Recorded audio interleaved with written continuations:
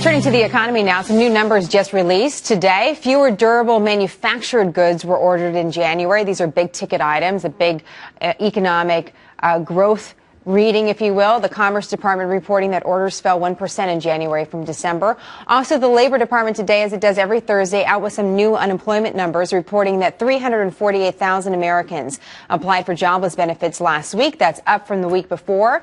But it's not only Americans who are impacted by these numbers. The global economy is affected by U.S. growth.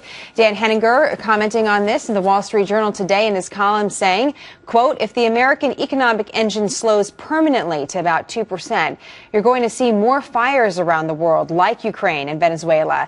At the margin, the world's weakest, most misgoverned countries will pop and violently. And he is our guest now, Daniel Henninger, deputy editorial page editor of the Wall Street Journal. So an interesting connection you make today between our economic growth and some of the violence we're seeing overseas. What is the connection?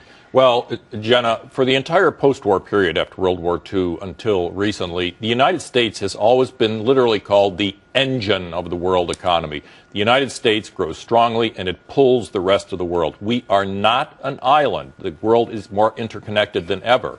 And the United States is currently growing at about 2%. The historic average is well over 3%. That's a huge difference in terms of economic growth. Let's concentrate on that, because you think 2 to 3%, it's a difference of 1 percentage point. How big of a deal can it be? Well, it's like interest rates, 100 basis points. It's a huge difference.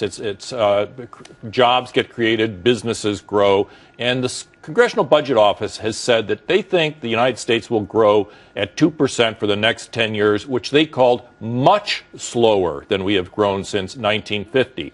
That's going to affect economies all over the world. And in those that are beginning to emerge, like Ukraine, like Egypt and Venezuela, we live in a world now where people are aware that they're going nowhere and the rest of the world is growing, and they get very angry about that. And that's one of the things you talk about in your piece, economic hopelessness, you say, really is at the heart of so many things we're seeing from Cairo to Kiev. But how is that our responsibility? Meaning, how does what we do here change what someone thinks about or feels in Kiev, Ukraine, for example?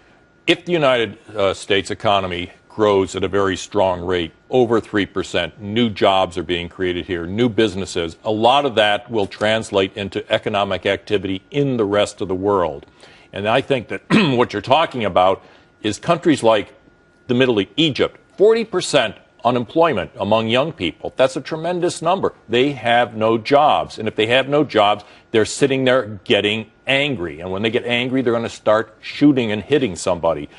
I'm suggesting that if the United States doesn't do whatever it needs to get its economy back up to that post-war level, we're going to end up with boots on the ground somewhere else in the world as the fires start burning again. You mentioned Egypt with its high youth unemployment. If you look at places like Spain, youth unemployment is over 50%. It's over 25% in France. But even here at home, youth unemployment is above 13%.